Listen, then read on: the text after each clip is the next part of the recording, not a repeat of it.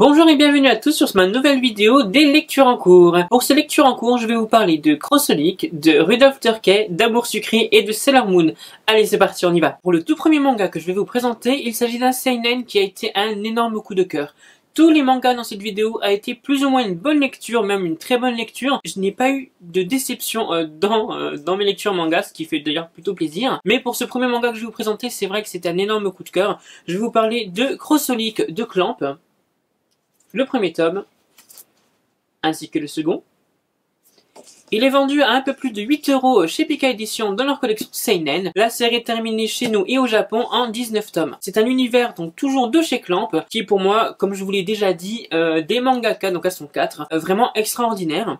De quoi nous parle Crossolik? On nous parle de Watanuki qui se trouve juste ici, qui a un pouvoir assez spécial. Il est doté du pouvoir de, on va dire, c'est un médium, enfin, il a des visions, il voit des choses que les gens ne voient pas, et un jour, il est attiré dans la boutique de Yuko, qui se trouve juste ici, appelée également la sorcière des dimensions, ça on le verra plus tard dans le premier tome. Donc Yuko est une femme assez charismatique, c'est un personnage qui a beaucoup de charme et beaucoup de caractère. Elle est accompagnée d'ailleurs de 2 petites filles, et Yuko a également des pouvoirs, puisque comme je vous l'ai dit, c'est la sorcière des dimensions, et en fait elle peut exaucer les souhaits, c'est-à-dire qu'en fait contre une compensation financière, une compensation naturelle ou autre compensation, elle peut exaucer donc un vœu, donc le vœu de la personne qui est rentrée dans sa boutique. Il faut savoir que Watanuki n'est pas rentré de son propre chef dans cette boutique, il a été plutôt attiré vers elle, et il demande d'ailleurs à Yuko de le débarrasser du pouvoir de vision qu'il a, puisque ça le pèse assez et il en a un peu marre pour le coup.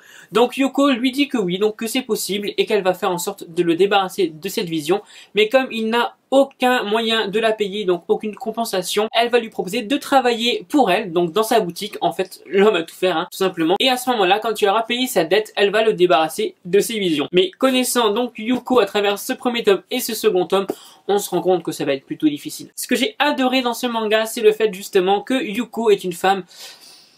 Elle est extraordinaire pour moi, en tout cas, elle a beaucoup de facettes et c'est vraiment plaisant à voir puisque, voilà, elle est normale dans un sens, c'est-à-dire qu'en fait, elle adore boire, voilà, elle va s'occuper de ses clients, mais d'un autre côté, on se rend compte que c'est une sorcière qui, à mon avis, a des pouvoirs extraordinaire, et on va certainement le découvrir dans les 19 tomes de la série. Ce que j'ai adoré également, c'est qu'à la fin de ce premier tome, on retrouve 2 personnages d'une autre série Clamp. D'ailleurs, cette série comporte pas mal d'indices, pas mal de petits clins d'œil à des séries Clamp. On y voit le sceptre de Sakura par exemple, de Cardcaptor Sakura. On y fait également la connaissance de Mokona que l'on retrouvera dans Tsubasa Reservoir Chronicle. Et c'est d'ailleurs ce qui est plaisant chez Clamp, enfin surtout dans ce manga, c'est d'avoir des petits clins d'œil. C'est génialissime. Et d'ailleurs, donc dans ce premier tome, à la fin du tome, on a 2 personnages de Tsubasa Reservoir Chronicle qui lui demandent de l'aide. On la retrouve d'ailleurs également dans un des tomes de la série, puisqu'on fait le parallèle entre les deux. La force de ce manga, c'est également donc ses dessins. C'est toujours la force pour moi chez Clamp. Une page couleur par exemple. Tout bonnement sublime, les dessins de Clamp sont juste extraordinaires. Et d'ailleurs, ce tome ne dérogue pas à la règle, cette série ne dérogue pas à la règle, bien au contraire. D'ailleurs, je trouve les couvertures sublimes. Alors il est vrai qu'on peut se dire que 8,05 € ou 8,50 €, ça peut paraître cher pour un tome, mais là vous avez largement de quoi faire, ça vaut vraiment le détour. Les tomes, enfin Pika Edition fait un travail incroyable sur les tomes de cette série, enfin du coup de Crossolik. Il existe également un spin-off qui s'appelle Crossolik Ray, toujours en cours chez nous également au Japon, en 4 tomes. Là pour le coup les tomes coûtent 9,10 €, mais on y a également pour son argent. Les tomes sont assez épais, le travail de l'histoire est tout bonnement génialissime. C'est toujours très bien travaillé, les dessins sont travaillés, le scénario est en béton. En tout cas pour moi j'ai été conquis avec ces 2 tomes, je ne comprends même pas pourquoi j'ai pas commencé avant. Mon personnage préféré de cette série est évidemment Yuko, mais il y a un panel de personnages extraordinaires. Les clients d'ailleurs qui fréquentent la boutique de Yuko ont également des histoires assez variées, donc c'est super intéressant à suivre. On y voit également, comme je vous l'ai expliqué, un peu de pouvoir de Yuko, c'est-à-dire qu'en fait on sait qu'il y a énormément de pouvoir en elle. Elle nous le montre pas vraiment dans les 2 premiers tomes, on y voit quelques-uns de ses pouvoirs, mais c'est vrai qu'elle ne le montre pas assez, et on se rend quand même compte que malgré le fait qu'elle nous montre pas grand-chose, elle est vraiment dotée à mon avis de sacrés dons et je pense qu'on le verra au fur et à mesure des tomes. Voilà, je ne vais pas vous spoiler davantage l'histoire, voilà, c'est l'histoire de ce jeune homme qui rentre dans la boutique et qui va travailler pour elle. On voit qu'elle essaie de le former à certaines choses, on voit également qu'elle essaie de le faire rapprocher de certains personnages et j'ai hâte de savoir pourquoi et dans quelle fin hein, finalement. Encore une fois, je vais vous montrer les dessins, là c'est pour le tome 2, donc on y voit Mokona qui se trouve juste ici et le Mokona noir juste là. Les dessins me font toujours craquer chez Clamp. C'est une série qui a une fin, hein, rassurez-vous. Ce n'est pas comme X de Clamp qui pour l'instant n'a pas de fin. Celle-ci en a une, donc vous aurez le début et la fin. Je pense que vous n'êtes même pas obligé d'acheter le spin-off, puisque qui dit spin-off, donc dit une autre série. Là pour le coup, il y a bien un début et une fin, donc vous aurez tout. Vous pouvez trouver les lots également sur les sites d'occasion. Ça se trouve toujours en magasin en état neuf, hein, ça c'est sûr et certain. Je ne pourrais pas voilà, vous le conseiller davantage. Voilà, c'est pour moi une série... qui vaut carrément le détour, rien que pour ses personnages, rien que pour ses lieux. Donc n'hésitez surtout pas à la commencer. Sachez que je ferai également une vidéo complète sur la série avec son spin-off quand il sera terminé. Donc ça va prendre du temps puisqu'il est toujours en cours. Pour pouvoir vous en parler davantage, je ne sais pas quand elle arrivera, mais elle arrivera assurément parce que pour moi c'est plus qu'une très bonne lecture. C'est un gros coup de cœur. Pour le second manga que je vais vous présenter, ça a également été une très bonne lecture que j'ai faite donc ce mois-ci. Je n'ai lu que le premier tome pour l'instant. La série est toujours en cours donc avec 5 tomes chez nous. Je vais vous parler de Rudolph Turkey, le premier tome, paru aux éditions Comico au prix de 7,90 €. Là encore, j'avais commencé la série par rapport à ses dessins incroyables. J'en avais d'ailleurs vanté les mérites dans mes achats en cours. Voilà, je trouve que la force de ce manga, c'est justement ses dessins. Pour vous en parler un peu plus, on va suivre Rudolph Turkey, donc ce jeune homme-là, qui est adjoint au maire, dans une ville qui s'appelle Gongland, donc c'est une ville américaine dans les années à peu près 50-60. Donc on suit donc ce jeune homme qui est riche, qui est puissant, et qui va en jouer. Donc il y a beaucoup d'humour dans ce tome, il y a beaucoup de situations assez grotesques, pardon, qui me fait beaucoup rire.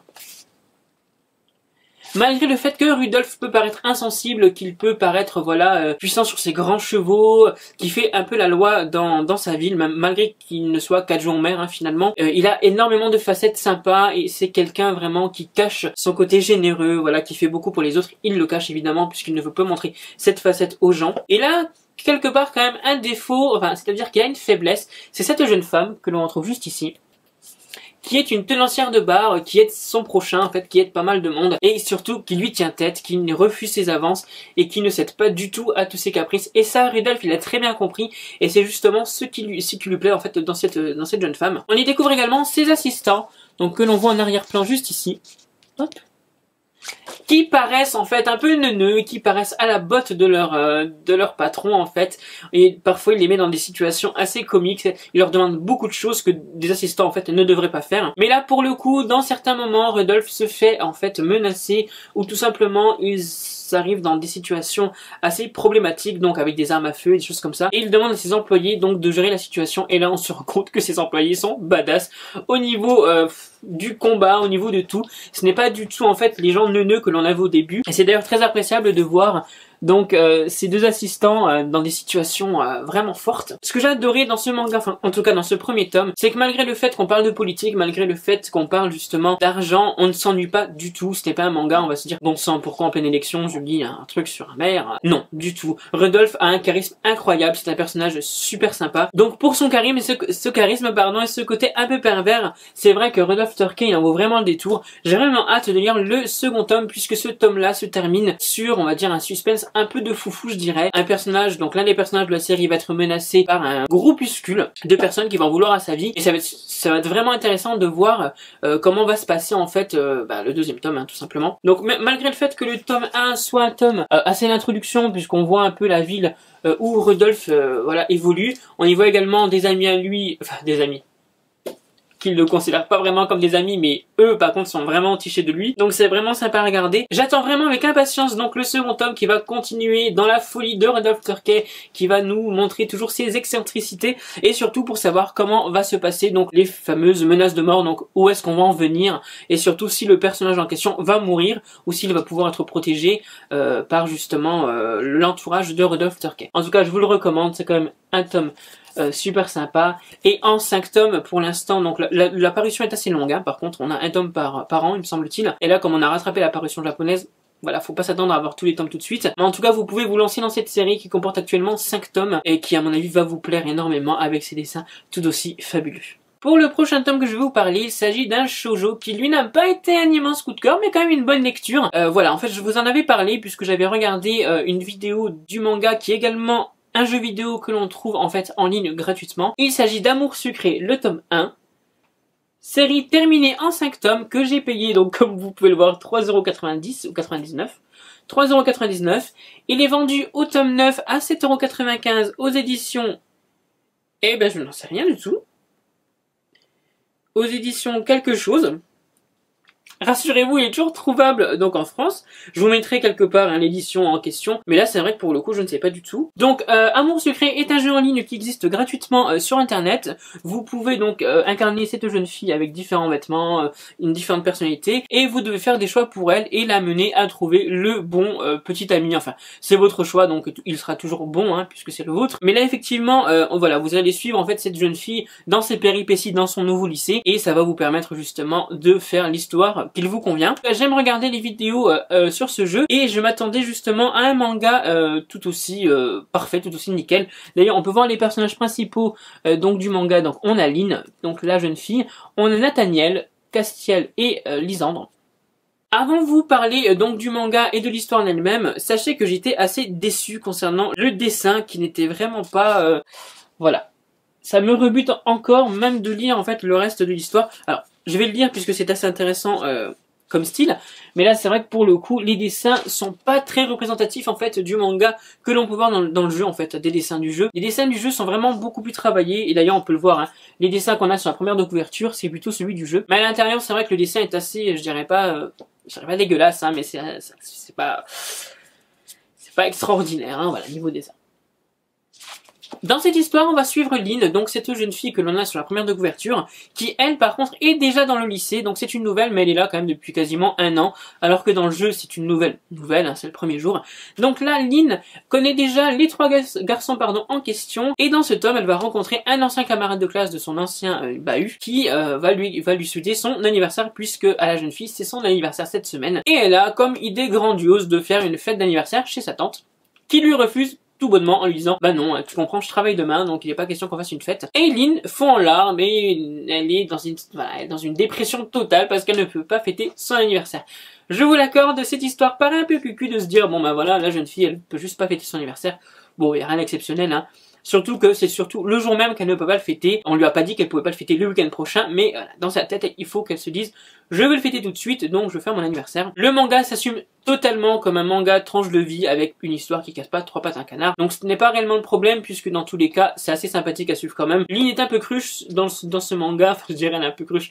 Oui, on va dire qu'elle s'extasie devant des petites choses et qu'elle est en colère pour pas grand chose. Donc à la limite voilà, c'est pas le plus important. Le plus important dans ce manga c'est qu'il y a des pages où vous pouvez vous-même faire le choix. Un peu comme le livre dont vous êtes le héros, donc là pour le coup c'est le manga dont vous êtes l'héroïne. En fait je vais vous montrer. Lynn se trouve parfois confrontée à plusieurs choix.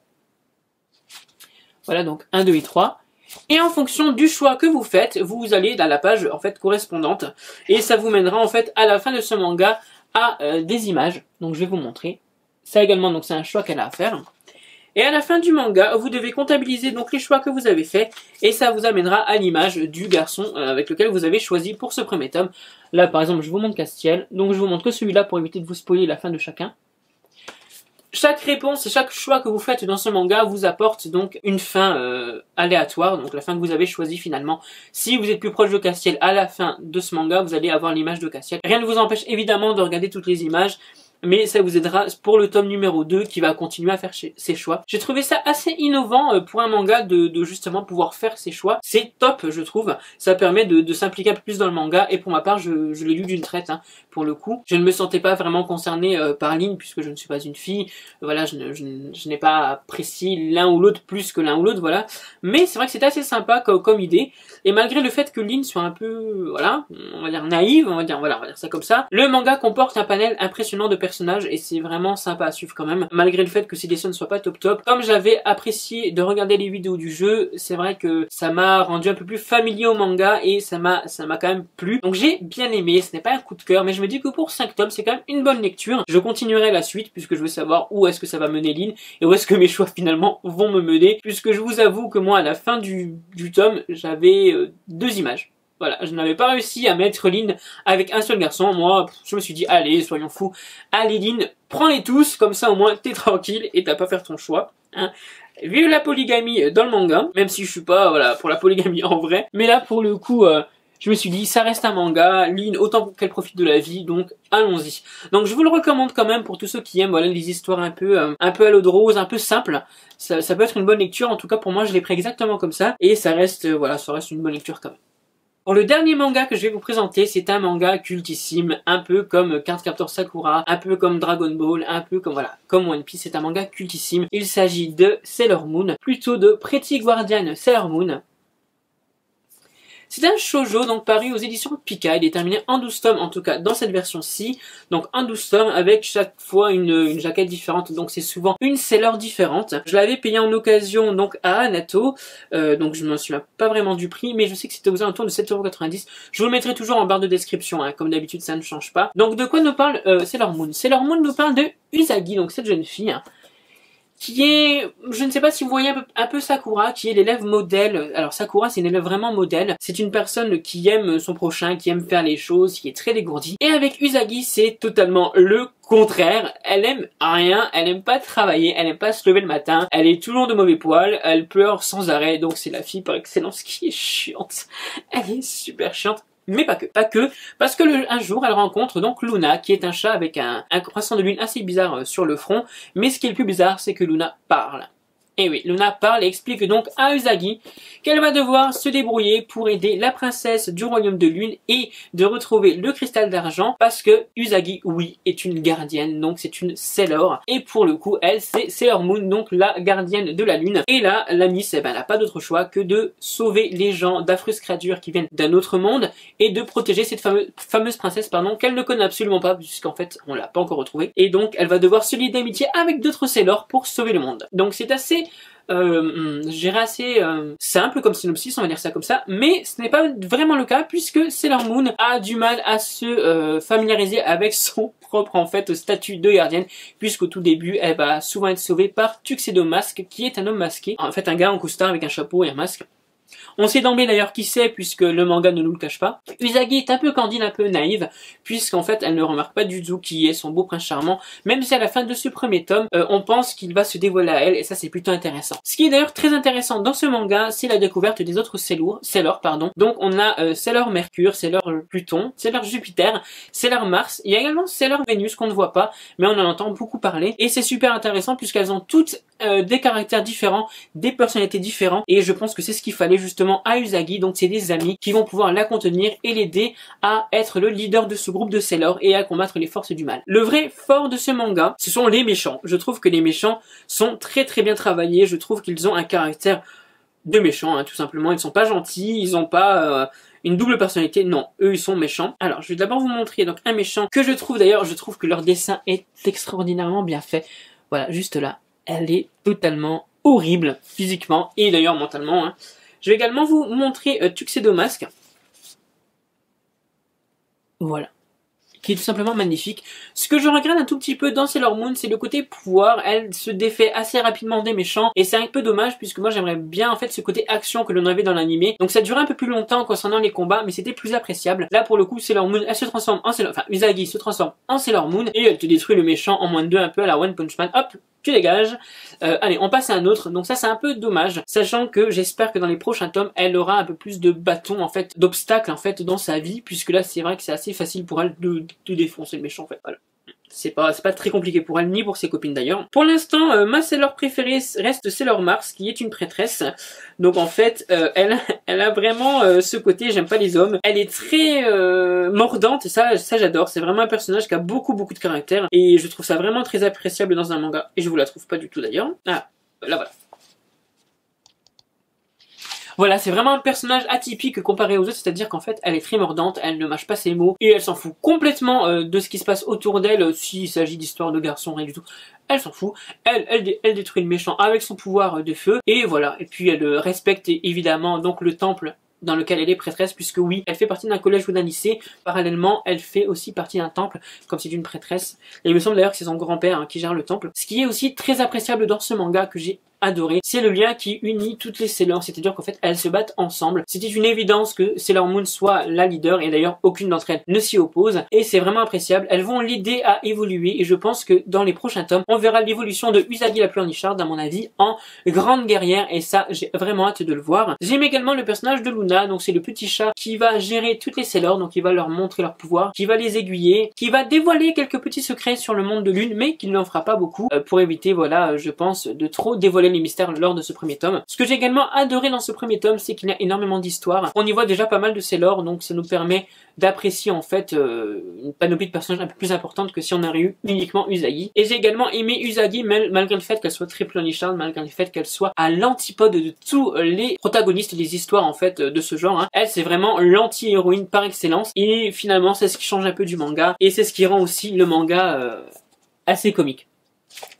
Quand on la voit qu'elle a pas du tout envie de se lever pour aller à l'école, mais par contre qu'elle joue énormément aux jeux vidéo, on se dit ouais ça change un peu et c'est vraiment ce qui est génialissime. Donc je vous recommande évidemment cette série terminée chez Pika Édition, qui est pour moi à mon sens un manga cultissime que j'adore avoir dans ma mangatech. Je me procurerai bien sûr les mangas qu'il me manque dès le mois prochain et je vous ferai donc encore un compte rendu pour la prochaine lecture quand j'aurai lu un peu plus que le tome 1. Dans tous les cas pour moi c'est un manga qui reste appréciable. C'est un manga qui a également, j'avais oublié de vous en parler, mais des pages couleurs qui sont juste dingues. Il y a un nouveau animé qui est sorti, je ne l'ai pas encore regardé, je ne peux pas vous dire s'il est meilleur que le précédent. Je sais juste que cette fois ils ont respecté les noms japonais alors que pour le premier ils l'avaient appelé Bunny, ce que je trouve sera totalement nul en fait. Appeler quelqu'un Bunny, lapin, c'est pas... Voilà, moi je préfère quand on garde les noms et là pour le coup ils ont gardé les noms. Je regarderai au moins le premier ou le deuxième épisode pour vous dire si finalement il y a de grands changements par rapport à l'animé que j'avais vu quand j'étais petit. Mais voilà ce sera tout puisque je ne suis pas l'animé en question. En tout cas je vous recommande le tome avec beaucoup de chaleur puisque c'est quand même un tome comme je vous l'ai dit cultissime. J'en ai terminé avec mes lectures donc manga, donc toutes ces lectures qui ont été de très bonnes lectures, c'était vraiment sympa. Évidemment si je les ai lues c'est que je vous les recommande. Sinon je ferai pas de vidéo. Donc là, dans tous les cas, on se retrouve dans une prochaine vidéo toujours consacrée au manga. Il y aura bientôt une vidéo consacrée au style de manga qu'un abonné m'avait demandé et je trouve ça sympa de pouvoir le faire, donc de pouvoir vous aiguiller sur les types shonen, seinen, shoujo, yaoi, yuri. Donc ça peut être sympa, je vais la faire très prochainement. Je vais également vous continuer à faire des vidéos sur Clamp.